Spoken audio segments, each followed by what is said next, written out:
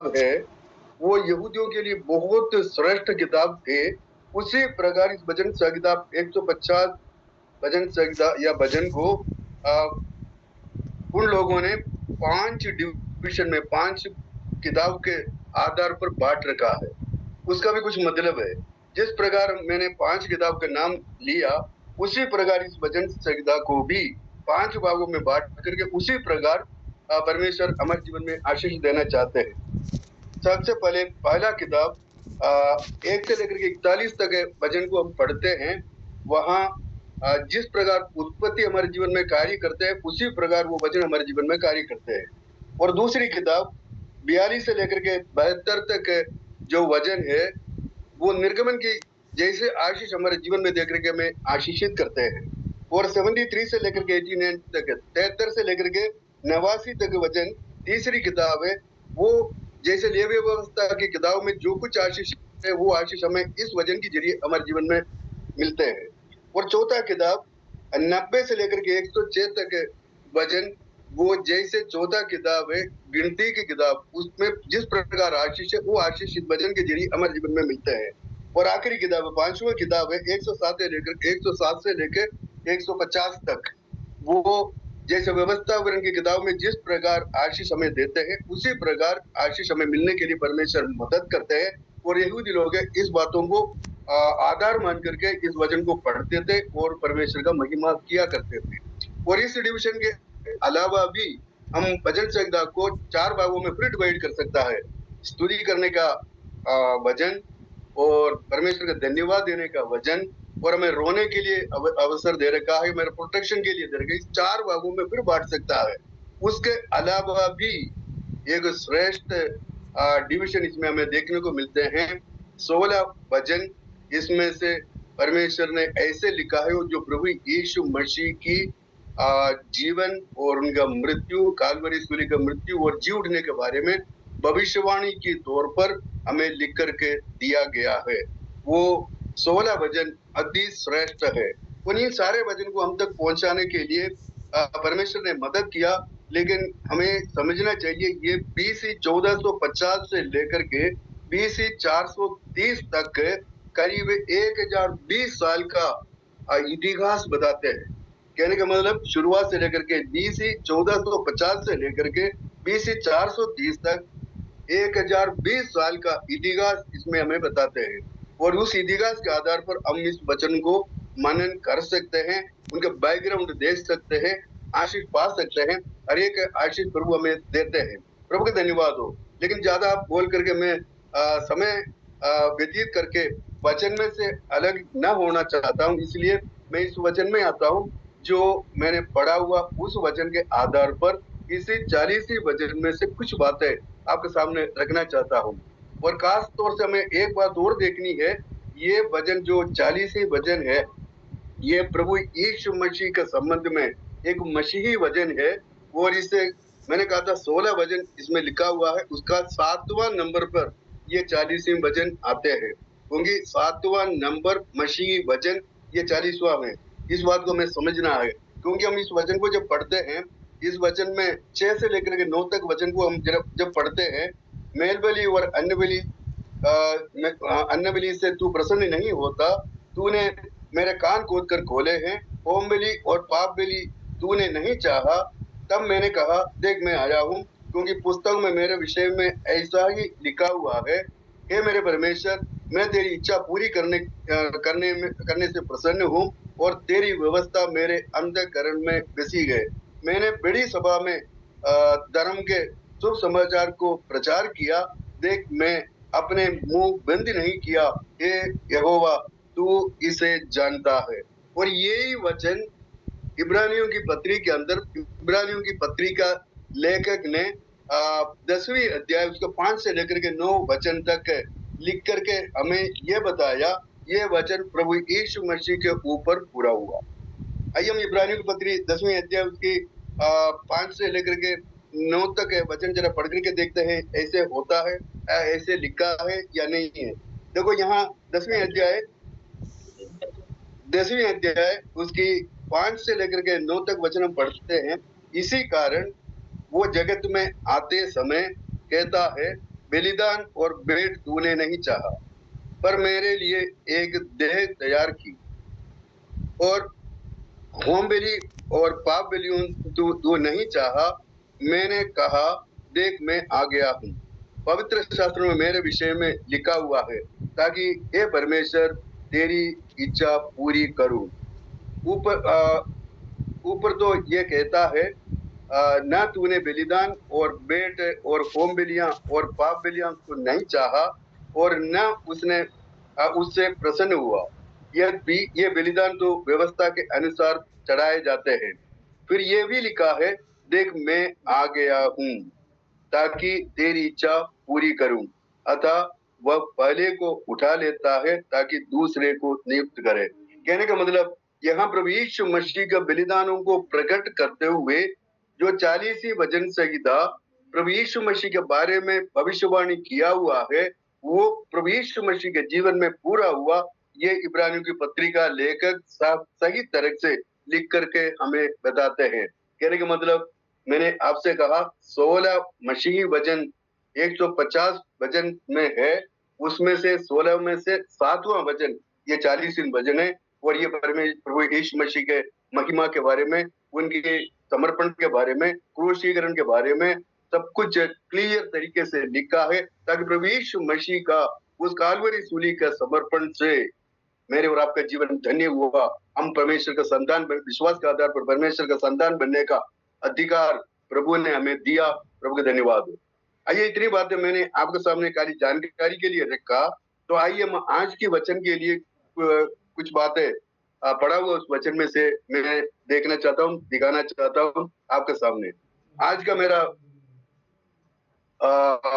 संदेश का शीर्षक इस प्रकार है, who is thinking about you? आपके बारे में कौन चिंता करता है? Who is thinking about you? आपके बारे में कौन चिंता करता है? बहुत अच्छी एक प्रश्न आपके सामने रखा है मैंने। हम इस संसार में जीवन बिताते टाइम हर एक लोग ऐसे ही सोचते हैं, मेरे बारे में कोई चिंता नहीं करता। कई बार हम कई परिवारों में ये बातें सुनने को हमें मिलते हैं। पति पत्नी से कहते हैं, पत्नी पति से कहते हैं, माता पिता बच्चों से कहते हैं, बच्चे माता पिताओं से कहते हैं, कई लोग कई बार हम दोस्तों से कहते हैं। संसार में कई बार हम ऐसे अवसर हमें देखने को मिलते हैं, मेरे बारे में कोई चिंता नहीं करता। प्रभु का धन्यवाद हो। ये कितनी श्रेष्ठ बात है। कोई भी अगर चिंता नहीं करेगा तो भी कोई चिंता करने वाला है। वो कौन है इसके बारे में हम सोच सकते हैं। एक छोटा सा बच्चा अपने पिताजी से पूछा, पापा एक बात बताइए, परमेश्वर किसके बारे में विचार करता है, या परमेश्वर किसके बारे में चिंता करता है? तो उनके पापा ने कहा, बेटा ये बहुत अच्छा क्वेश्चन आपने पूछा है, सवाल बहुत अच्छा है, और सवाल इतना गंभीर है और इतनी बड़ी बात है, अद्भुत बात उसमें भरा हुआ है, क्योंकि परमेश्वर का सामने भूतकाल, प्रेजेंट और भविष्य तीनों बराबर है। कहने का मतलब, मनुष्य के जीवन में भूतकाल या पास्ट, प्रेजेंट और फ्यूचर है। इस प्रकार परमेश्वर के सामने पास्ट, प्रेजेंट और फ्यूचर नहीं है। परमेश्वर के सामने सब कुछ प्रेजेंट है। कहने का मतलब, भविष्य और बीते हुए साल, सारे बातें परमेश्वर के सामने एकदम साफ है, और वो एक आईने की तरफ है, उनके सामने दृश्य दिखता है। इसलिए परमेश्वर को चिंता करने की जरूरत नहीं, क्योंकि सब कुछ उनको दिखता है और देखता है, उनका सृष्टि के बारे में सब कुछ वो जानता है। तो पापा ने उससे बच्चे से कहा, बेटा बात तो बिल्कुल सही है, उनको चिंता करने की तो जरूरत तो नहीं, क्योंकि वो जानता है, भूतकाल के बारे में जानता है, प्रेजेंट के बारे में जानता है, भविष्य के बारे में जानता है, सब कुछ आईने के समय समान उनके सामने दिखता है, तो उनको चिंता करने की जरूरत तो नहीं है। लेकिन वो किसी के बारे में चिंता करता है। तो उस बच्चे ने पूछा, किसके बारे में चिंता करता है पापा? तो ये 17वीं वचन जो मैंने पढ़ा, ये वचन उनको दिखा के कहा, बेटा ये वचन पढ़ के देखिए, कौन चिंता करता है। देखिए उसे 17 वचन में ये लिखा है, मैं तो दीन और दरिद्र हूं, तो भी प्रभु मेरी चिंता करता है। प्रभु मेरी चिंता करता है। आइए देखिए, संसार में कोई भी अगर हमारा चिंता नहीं करता हो, लेकिन हमारा परमेश्वर हमारा चिंता करता है।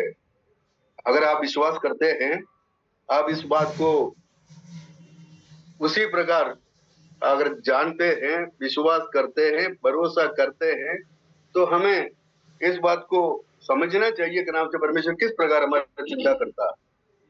तो कई बार हम इस बारे में भी डाउट करते हैं, क्योंकि यहाँ दाऊद कहते हैं, यहाँ दाऊद ने ये वचन तो लिखा खुद के बारे में भी और प्रभु यीशु मसीह के बारे में भविष्यवाणी के तौर पर भी लिखा।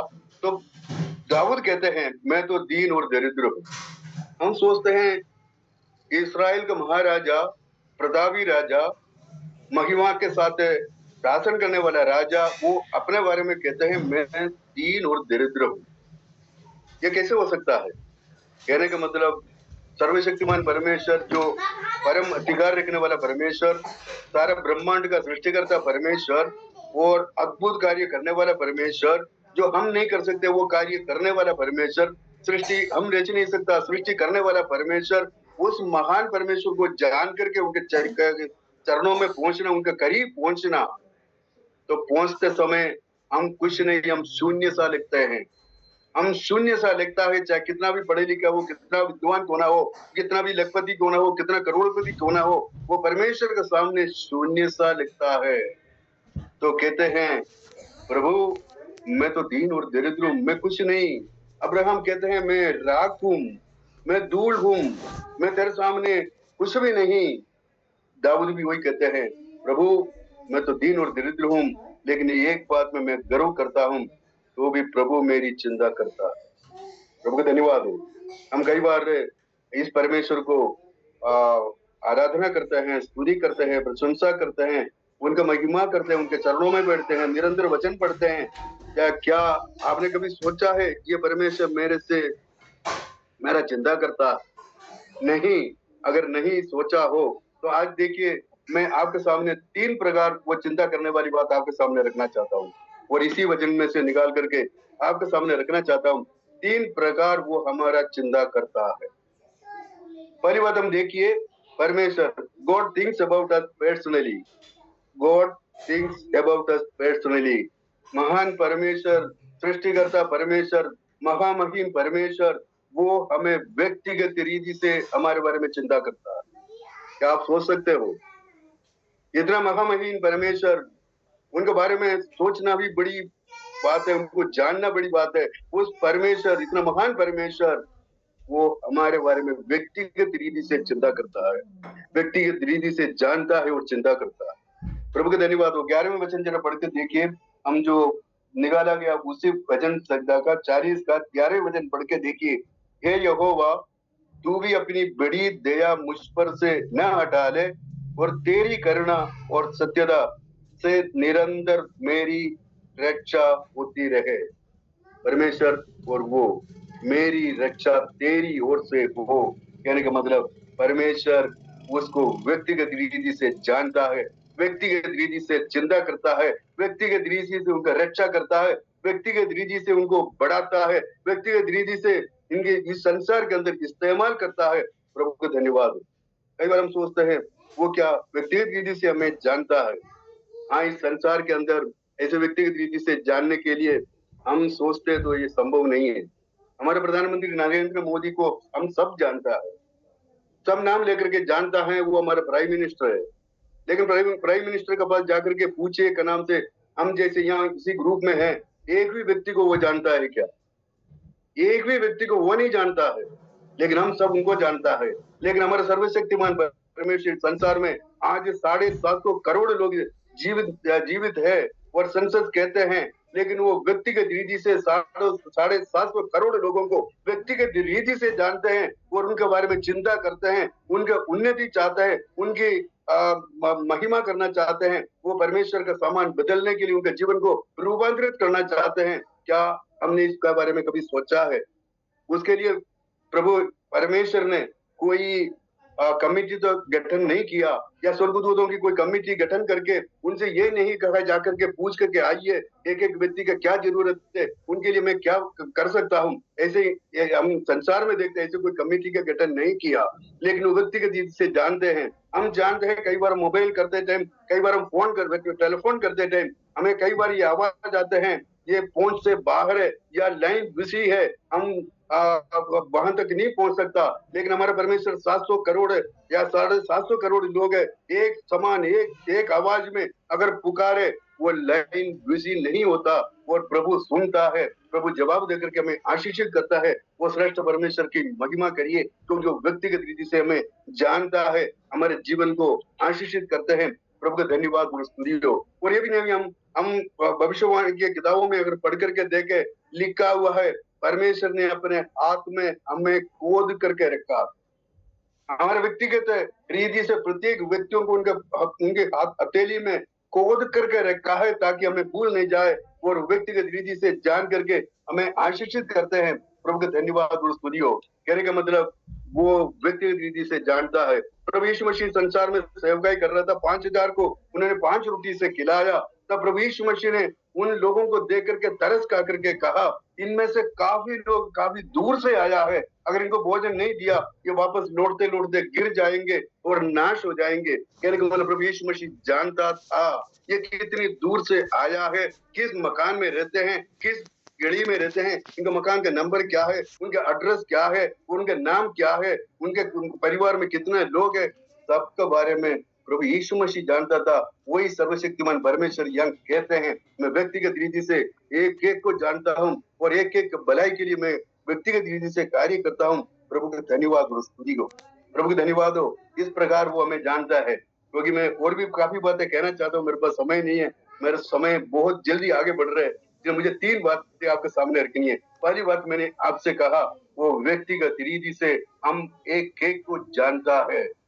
हम हो सकता है इस ग्रुप के अंदर 3-4 साल से प्रभु के वचन सुनते होंगे, ग्रहण करते होंगे, बैठते होंगे, लेकिन कभी आपने सोचा है हम इस ग्रुप में आने से पहले, इस वचन पढ़ने से पहले, हम पैदा होने से पहले प्रभु हमें जानता है।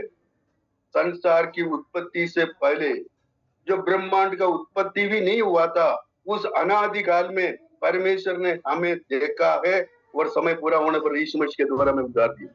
कहने का मतलब हम पैदा ही नहीं हुआ, ब्रह्मांड अस्तित्व में आया ही नहीं और सृष्टि रचा ही नहीं, उससे पहले से प्रभु प्रत्येक को व्यक्तिगत रीति से जानता है। उसके लिए हम प्रभु का धन्यवाद और स्तुति करते हैं।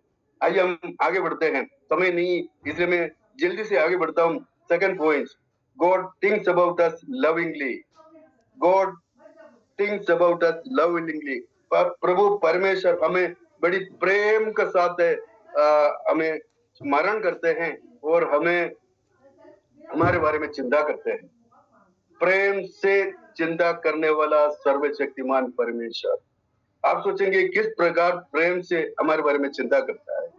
आइए हम पढ़ करके देखते हैं, इसी वचन का 12वें पद है। 1 मिनट पढ़ करके देखते हैं 12वें पद में क्या लिखा है। क्योंकि मैं अनगिनत बुराइयों से घिरा हुआ हूँ, मेरे अधर्म के कामों ने मुझे पकड़ा और मैं दृष्टि नहीं उठा सकता। वे गिनती में मेरे सिर के बालों से भी अधिक है, इसलिए मेरा हृदय टूट गया। केवल दाऊद अपने व्यक्तिगत जीवन के बारे में यहाँ लिखा है, और केवल दाऊद का नहीं, मेरे और आपका प्रत्येक लोगों का व्यक्तिगत जीवन यहाँ उन्होंने वर्णन किया। हम कितना गिरा हुआ अवस्था में है, क्योंकि अनगिनत बुराइयों से मैं गिरा हुआ हूँ। केवल हमारे जीवन में अच्छाई ढूंढने लग जाए तो अच्छाई तो दिख नहीं सकता। हम कहने के लिए तो गर्व कर सकता है, घमंड कर सकता है, लेकिन हमारे जीवन अगर परमेश्वर परख के देखे तो अनगिनत बुराई हमारे जीवन में है। मेरे अधर्म के कामों का मुझे आप पकड़ा और दृष्टि उठा ही नहीं सकता। मैं दृष्टि उठा करके बात नहीं कर सकता, परमेश्वर की ओर देख नहीं सकता, क्योंकि इतनी बुराई और अधर्म मेरे जीवन को पकड़ करके गिरा रखा है। और ये भी नहीं, आगे देखते हैं, वो गिनती में मेरे सिर के बालों से भी अधिक है, और मेरे सिर के बालों को मैं गिन नहीं सकता, लाखों हो सकता है, उससे भी ज्यादा और गिनती में मेरे बालों से भी अधिक है बुराई मेरे जीवन में है। इसलिए मेरा हृदय टूट गया, मेरा हृदय टूट गया। मेरी अवस्था दाऊद की अवस्था, आपकी अवस्था, हम प्रत्येक मनुष्य की अवस्था दाऊद ने यहाँ वर्णन किया। मेरे और आपकी अवस्था ये है, कोई ऐसे बड़ी श्रेष्ठ अवस्था नहीं है, लेकिन ऐसे गिरा हुआ हमारे बारे में प्रभु परमेश्वर किस प्रकार याद करता है, प्रेम से चिंता करता है, प्रेम से चिंता करके हमारे लिए वो क्या करना चाहते हैं। 5वीं वचन पढ़िए मेरे साथ। 5वीं वचन में देखिए, प्रभु परमेश्वर इतनी बुराइयों से घिरा हुआ, अनगिनत बुराइयों से घिरा हुआ मेरे और आपके बारे में, या इस संसार के सृष्टि के बारे में, प्रत्येक मानव जाति के बारे में प्रभु क्या कहते हैं। 5वीं वचन, हे मेरे परमेश्वर यहोवा, तूने बहुत से काम किया है। हे मेरे परमेश्वर यहोवा, तूने बहुत से काम किया है। जो आश्चर्यकर्म और कल्पनाएं तू हमारे लिए करता है वो बहुत ही है, और तेरे तुल्य कोई नहीं। मैं तो चाहता हूँ खोल करके उसकी चर्चा करूं, परंतु उसकी गिनती नहीं हो सकती। इतने बुरे हुआ अवस्था में पड़े हुए हमारे बारे में प्रभु परमेश्वर बड़े प्रेम से चिंता करता है, हमें बचाने के लिए कार्य करता है, हमारे लिए बड़ी योजना बनाता है। वो कहते हैं प्रभु से वो कहते हैं, ये मेरे परमेश्वर यहोवा, तूने बहुत से काम किया है। मैं और आप जरा गिन करके देखे, हम इस परमेश्वर के सन्मुख उपस्थित है, हमारे जीवन में प्रभु ने किस प्रकार आशीष किया है, किस प्रकार अनुग्रह दिया है, किस प्रकार हमें बढ़ाया है, फिर कहां से उठा करके कहां तक पहुंचाया है। उसके लिए क्या हम योग्य थे?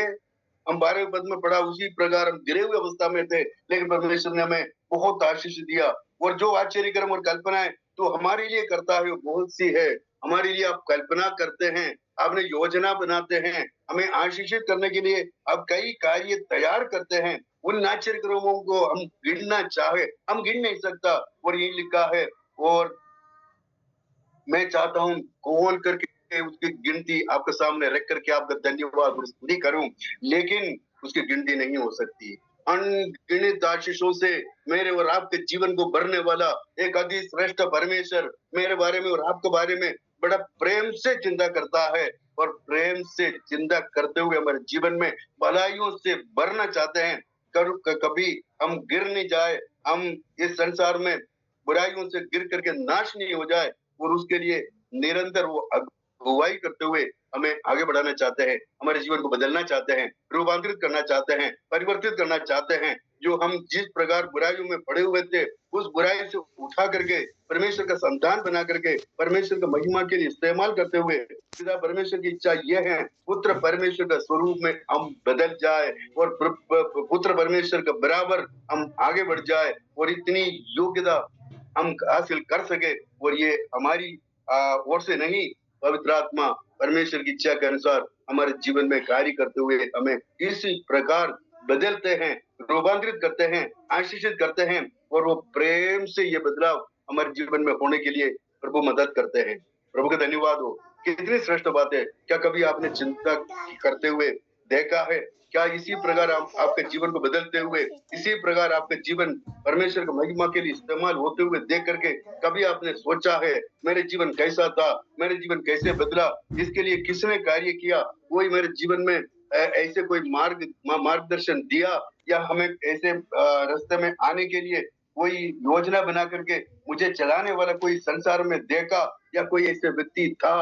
तो हम देखे तो कोई नहीं, हमें कोई नहीं दिखता है।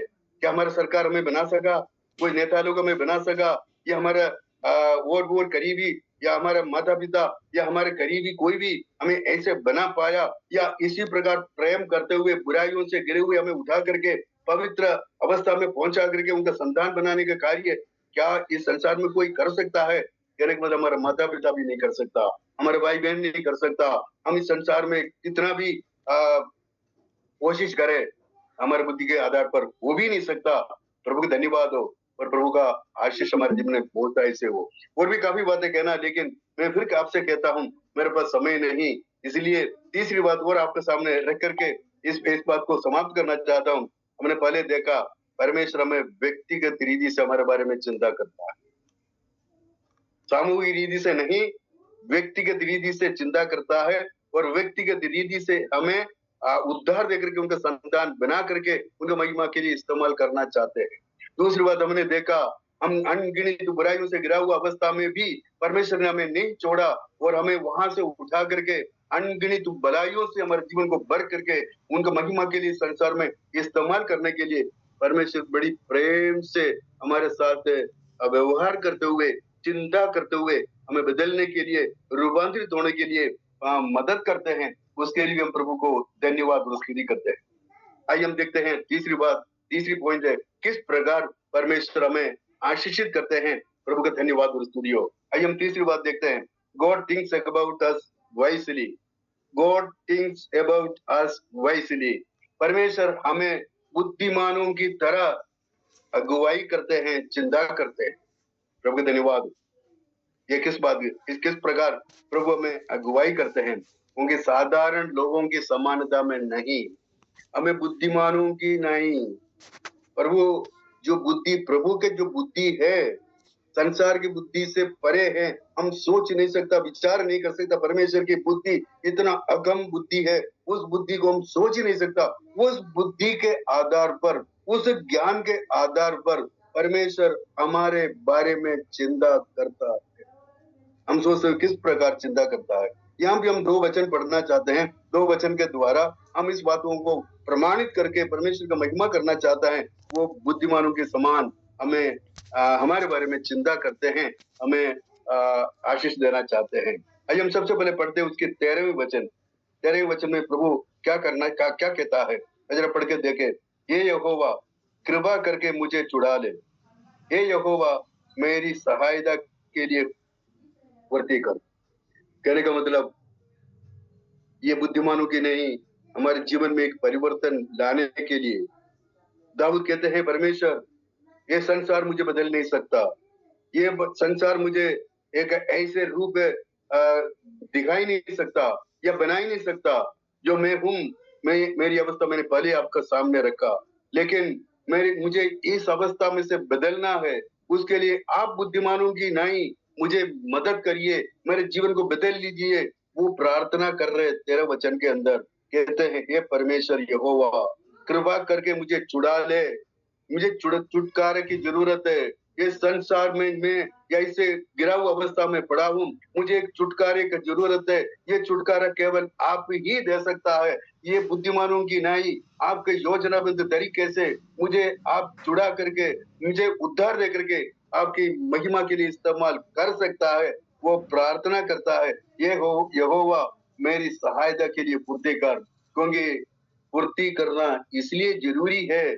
आज का दिन हमारा उद्धार का दिन है, कल हमारा नहीं। कल के बारे में हम सोच नहीं सकता।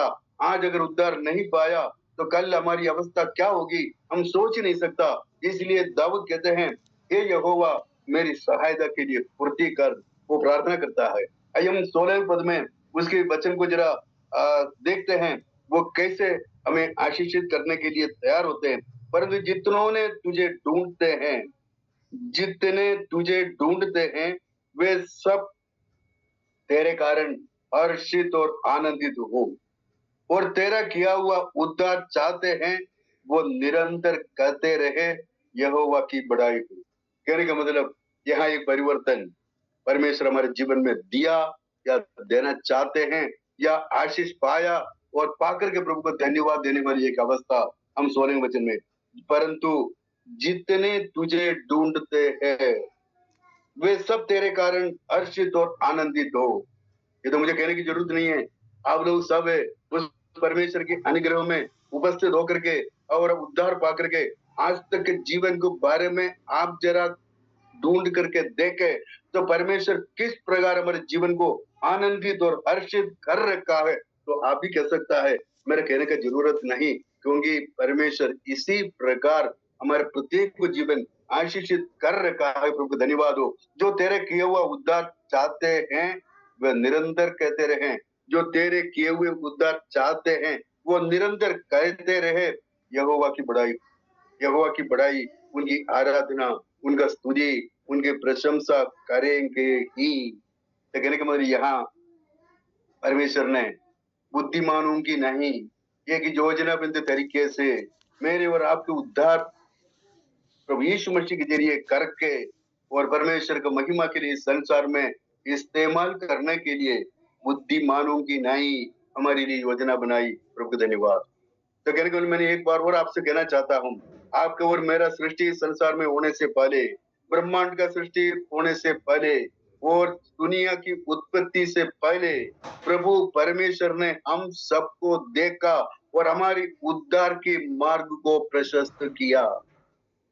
तो आप विश्वास करें नहीं करें, वचन कहते हैं और हमारा सृष्टि करने से पहले परमेश्वर ने हमारे उद्धार का मार्ग को तैयार किया। आप सोचेंगे ये क्या बात है, हम गिराई नहीं, हम पापी नहीं बना, उससे पहले उद्धार का मार्ग क्यों परमेश्वर ने तैयार किया? कहने का मतलब परमेश्वर पूर्व ज्ञान के आधार पर जानता था, अगर मनुष्य को मैं सृष्टि करूं, ये मनुष्य गिरेंगे, मनुष्य पाप में पड़ेंगे, उस पाप में से छुटकारा देने वाला इस संसार में कोई नहीं, संसार का कोई भी व्यक्ति, कोई भी शक्ति उनको उद्धार दे ही नहीं सकता। इसलिए उनको पैदा करने से पहले उद्धार का मार्ग को प्रशस्त करना, योजना बनाना परमेश्वर की इच्छा के अनुसार था। उन्होंने सबसे पहले उद्धार का कार्य को योजनाबद्ध तरीके से तैयार किया। प्रभु के धन्यवाद। तो कहने का मतलब उसके लिए प्रभु यीशु मसीह को तैयार किया। यीशु मसीह के द्वारा हमारा उद्धार होना अनिवार्य था। प्रभु के धन्यवाद हो। तो इसलिए उसके 7वें वचन में लिखा हुआ है, तब मैंने कहा, कौन कहा? यीशु ने कहा, देख मैं आया हूं और पुस्तक में मेरे बारे में ऐसा ही लिखा है। कहने का मतलब पुस्तक में लिखा है, मैं खुद जाकर के लोगों का उद्धार कर लूं। ये अनादिकाल में सृष्टि करने से पहले पिता परमेश्वर ने पुत्र परमेश्वर को कहा, पुत्र परमेश्वर ने इस बात को माना और हमारी उद्धार का मार्ग को प्रशस्त करने के लिए योजनाबद्ध तरीके से अनादिकाल में सृष्टि से पहले सब कुछ तैयार किया। प्रभु का धन्यवाद। और वो उद्धार भी 3 चरणों में पूरा होना है। कई बार हम उद्धार पाए हुए विश्वासी भी इस बातों के बारे में शायद ही समझते हैं। उन्होंने सोचा होगा, एक बार उद्धार पाया, उद्धार पाने के बाद में अब हमारा वीजा वहां से स्वर्ग से आना है और वीजा आया, हम स्वर्ग को पहुंच जाएंगे और कोई कार्य हमें नहीं करना है। उद्धार पाया, स्वर्ग की वारिस ठहरा, हम स्वर्ग चले जाएंगे। ऐसा नहीं, उद्धार का 3 चरण परमेश्वर ने तैयार किया है और तीनों चरण की ओर हम आगे बढ़ते हुए फर्स्ट, सेकंड, थर्ड स्टेज में जाकर के हम उस उद्धार को पूरा कर सकता है। ये कैसा? सबसे पहले प्रभु यीशु मसीह कालवरी सूली पर बलिदान हुआ, तो उस बलिदान हमारा किए हुए पापों की दंड को प्रभु यीशु मसीह ने सहा है। पहला चरण ये था, हमारे पापों के दंड हम भुगता नहीं, हमें भुगतने से पहले प्रभु यीशु मसीह ने उन सारे पापों की बदले प्रायश्चित होकर के हमारे दुखों को, हमारी क्लेशों को, हमारी सारी पापों को अपने जीवन में लेकर के, अपने शरीर में लेकर के उनके शरीर को इस प्रकार कुचलने के लिए सौंप दिया। तो वचन में लिखा हुआ है, मनुष्य सा देख नहीं पड़ता था प्रभु यीशु मसीह जब कालवरी सूली पर लटका था।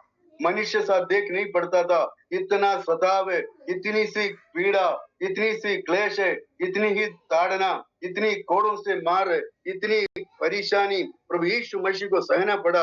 अगर हम मनुष्य होते तो कभी के मर जाते, लेकिन प्रभु यीशु मसीह सब कुछ सहता रहा। उस कालवरी सूली पर लटका हुआ था, तब भी मेरे और आपके पाप का दंड को वो भोग रहा था।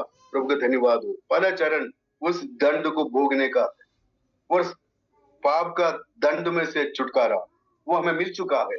लेकिन हम उद्धार पाए उस दिन से लेकर के हमारा मृत्यु जब तक नहीं होगा या प्रभु यीशु मसीह के आगमन नहीं, तब तक एक जीवन है। उद्धार पाए उस दिन से लेकर के प्रभु यीशु मसीह के आगमन तक है, या हमारे उद्धार पाने का उस दिन से लेकर के हमारी मृत्यु तक एक जीवन हमें चलाना है। हमें उद्धार पा करके संसार में से हमें अलग नहीं किया। उद्धार पाने के बाद में हमें एक अलग झुंड में शामिल होकर के एक जगह रहने के लिए परमेश्वर नहीं कहा। और हम उद्धार पाने के बाद में अविश्वासियों के बीच में, अधर्मियों के बीच में, इस संसार में रख करके हमसे कहा और पाप में से बेच करके हमें इस संसार में जीवन बिताना, पाप का शक्ति से हमें छुटकारा पाना है। पाप का पावर का परमेश्वर का आत्मा की अगुवाई के आधार पर पाप का सामर्थ्य से छुटकारा पाना। तो कहने का मतलब हम दिन प्रतिदिन हमारे आत्मिक जीवन को बिताते टाइम हमारे जीवन में कलंक है, पाप है और कमियां बहुत सारा आते हैं। हम गिन करके देखें तो हम जानते हैं उद्धार पाने के बाद भी हम पाप करते हैं, उद्धार पाने के बाद भी कमी हमारे जीवन में होते हैं, उद्धार पाने के बावजूद हमारे जीवन में कई कमजोरियां, कई पाप, कई कई ऐसी कलंक है हमारे जीवन में रोज आते हैं। और हमारे देखने के द्वारा, हमारे बोलने के द्वारा, हमारे सुनने के द्वारा, हमारे सोचने के द्वारा, हमारे विचारों के द्वारा सब हम पाप में या पापी होकर के या कलंकित होकर के इस संसार में जीवन बिताते हैं। उद्धार जरूर पाया, लेकिन उसका छुटकारा परमेश्वर की पवित्र आत्मा की अगुवाई पर हमें उद्धार पाई उस दिन से लेकर के हमारे मृत्यु तक है या प्रभु यीशु मसीह के आगमन तक है। हमें नित्य हमारे जीवन को पवित्र ठहराना है, पवित्र कराना है। एक सैंक्टिफिकेशन का काम निरंतर हमारे जीवन में होना है और नित्य हमारे पापों के लिए, हमारे कमजोरियों के लिए, हमारे हर एक ऐसे कलंकित जीवन के लिए हमें परमेश्वर के सामने रोज रो करके प्रार्थना करना है। प्रायश्चित करते हुए हमें प्रार्थना करना है। हमें परमेश्वर से कहना है, प्रभु हमें शुद्ध कर, आपका पवित्र आत्मा से धो ले, आपका पवित्र वचन के द्वारा हमें धो ले, हमें शुद्ध कर, ताकि हम आपका सामने पवित्रताई के साथ जीवन बिता सके। ये हमारी शक्ति से, हमारी जीवन की सामर्थ्य से, हमारे बुद्धि से संभव नहीं, परमेश्वर की पवित्र आत्मा की अगुवाई के द्वारा ही संभव हो सकता है। इसलिए दूसरी चरण हमारे लिए बहुत महत्वपूर्ण है।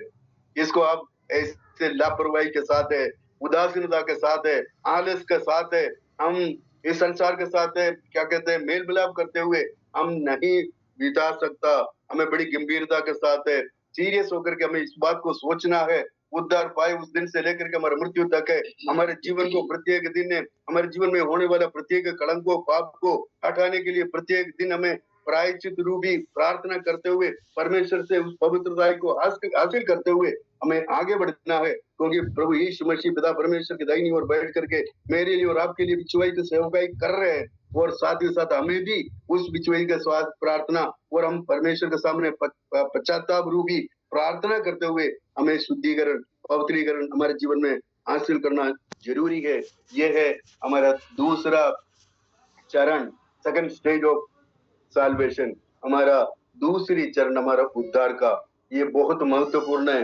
इस बात को सभी लापरवाही के साथ जीवन बिताते हैं, इस बात को कोई जानते भी नहीं, सब समझते भी नहीं, और हाय हमारा ऐसे मर जाए, जीवन बिताए, उद्धार पा लिया, अब स्वर्ग हमारा है, हम स्वर्ग चले जाएंगे। आइए हम तीसरे चरण में देखें।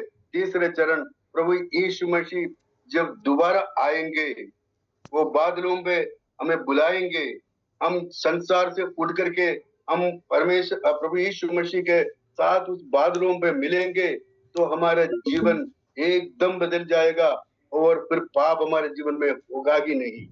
हम पाप से छुटकारा हमेशा हमेशा के लिए पाएंगे। कहने का मतलब हम परमेश्वर की उस महिमा में हम पाप में से छुटकारा पा करके पाप का प्रेजेंट से, उपस्थिति से हमेशा हमेशा के लिए हमें छुटकारा मिलेगा। आज पाप हमारे साथ है, हमारे शरीर में है और हमारे चारों तरफ है, लेकिन उस समय पर जो प्रभु यीशु मसीह दूसरी आगमन होगा और हम प्रभु यीशु मसीह के साथ बादलों पे उठा दिए जाएंगे, हम रूपांतरित होंगे, और उस समय से लेकर के आगे कभी भी पाप का कोई भी प्रेजेंट, कोई भी उपस्थिति हमारे जीवन में या हमारे चारों तरफ बिल्कुल ही कतई नहीं होगा। ये ग्लोरिफिकेशन, ये तीसरा चरण है। कहने का मतलब ये तीनों बातें हमारे जीवन में हो तभी हमारी उद्धार का कार्य पूरा होगा। ये तीनों कार्य पूरा करने के लिए प्रभु परमेश्वर ने अपने बुद्धि के आधार पर, हमारे बुद्धि के आधार पर नहीं, परमेश्वर की उस अगम बुद्धि के आधार पर परमेश्वर ने ये सृष्टि से पहले उन्होंने योजना बना करके हमारे लिए उद्धार का मार्ग प्रशस्त किया, और ये तीनों चरण पार करते हुए हम तीसरा चरण में प्रभु यीशु मसीह से मिलेंगे। तब प्रभु यीशु मसीह का समानता में बदलेंगे, उनके साथ हम जैसे प्रभु यीशु मसीह है ऐसे हम बदल जाएंगे, और जिस प्रकार प्रभु यीशु मसीह है हमारी आंखों से देख करके हम तृप्त होंगे और आनंदित होंगे, हम आशीषित होंगे। प्रभु के धन्यवाद हो। हम तीन चरण भी देखा और तीन बात भी देखा। प्रभु किस प्रकार हमारे बारे में चिंता करते। प्रभु हमारे बारे में हमने देखा व्यक्तिगत रीति से प्रभु हमारे बारे में चिंता करते। दूसरी बात हमने देखा बड़ी प्रेम के साथ है वो हमारे बारे में चिंता करता है। तीसरी बात हमने देखा बुद्धिमान के आधार पर उन्होंने जो योजना बनाया उस योजना के आधार पर हमें उद्धार दे करके, उद्धार का 3 चरण है, वो तीनों चरण पार करते हुए ग्लोरिफिकेशन में, महिमा में पहुंचने के लिए प्रभु हमें अवसर दे करके आशीषित करता है। प्रभु की धन्यवाद हो।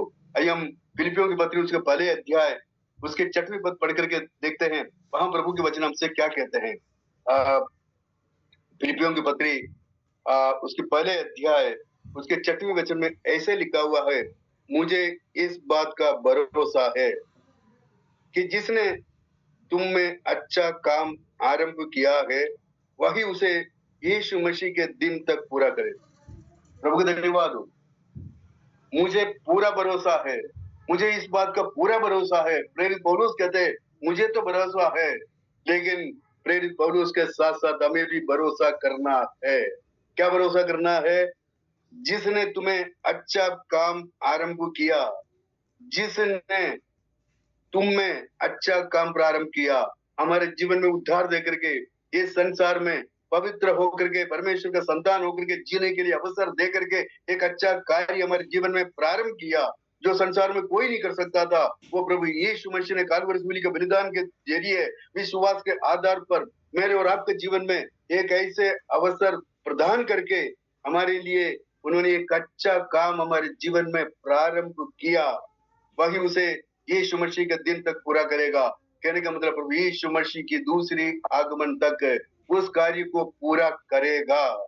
जिस प्रकार मैंने कहा उन्होंने दंड भोगा, हमारी पापों की दंड भोगा, और आज प्रभु हमें उस पाप का सामर्थ्य से बचाते हैं और उनके आगमन पर ग्लोरिफिकेशन में हमें पाप का सानिध्य से, पाप का उससे प्रेजेंस से, पाप का उपस्थिति से हमेशा हमेशा के लिए छुटकारा देंगे। प्रभु के धन्यवाद हो। प्रभु जो योजना बनाते हैं हमेशा हमेशा हमारी आशीष के लिए बनाते हैं, उसी प्रकार प्रभु हमें मदद करते हैं। प्रभु के धन्यवाद और स्तुति हो। ये सारी बातें हो सकता है आज हमारी आंखों में हमें दिखाई नहीं देते हो, लेकिन परमेश्वर एक दिन हमें ये सब कुछ दिखाई देगा, हमें दिखा देगा, और हम देख करके परमेश्वर का महिमा करेंगे और स्तुति और प्रशंसा करेंगे। हम उनके चरणों में गिरेंगे, हम उनका महिमा करेंगे, उनका प्रशंसा करेंगे, और जिस प्रकार हम प्रभु को देख करके आनंदित होंगे मैं कह नहीं सकता। उसके आनंद कितने आशीषमय होंगे। हम आशीषित होकर के आगे बढ़ेंगे। प्रभु का धन्यवाद हो। 3 बात मैंने आपके सामने रखा इस भजन संहिता से।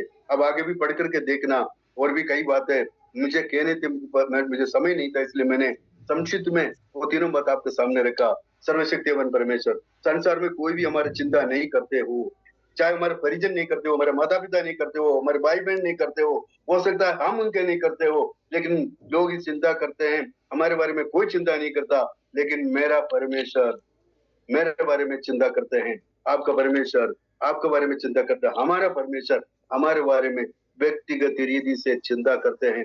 प्रभु का धन्यवाद। आइए उस महान परमेश्वर हम सबके बारे में प्रेम से चिंता करते हैं, क्योंकि बुराई में पड़े हुए हमें भलाई में पहुंचा करके वो प्रेम के साथ हमें आशीषित करते हैं। तीसरी बात हमने देखा, परमेश्वर हमें बुद्धिमानों की नहीं, हमें योजनाबद्ध तरीके से चिंता करते हुए हमें उद्धार देकर के महिमा में, ग्लोरिफिकेशन में पहुंचाने के लिए सामर्थ्य रखते हैं। प्रभु के धन्यवाद से इन श्रेष्ठ वचन हमारे जीवन में कार्य करे। हम उस महान परमेश्वर की महिमा के लिए जीवन बिताते हुए आगे बढ़ने के लिए प्रभु यीशु मसीह इन वचन के जरिए हमें मदद करे। उनका पवित्र नाम की स्तुति और महिमा हो, और महान परमेश्वर हमें आशीष करते हुए आगे बढ़ाने के लिए यीशु मसीह इस वचन के जरिए हम सबको मदद करे। उनका पवित्र नाम की स्तुति और वंदना।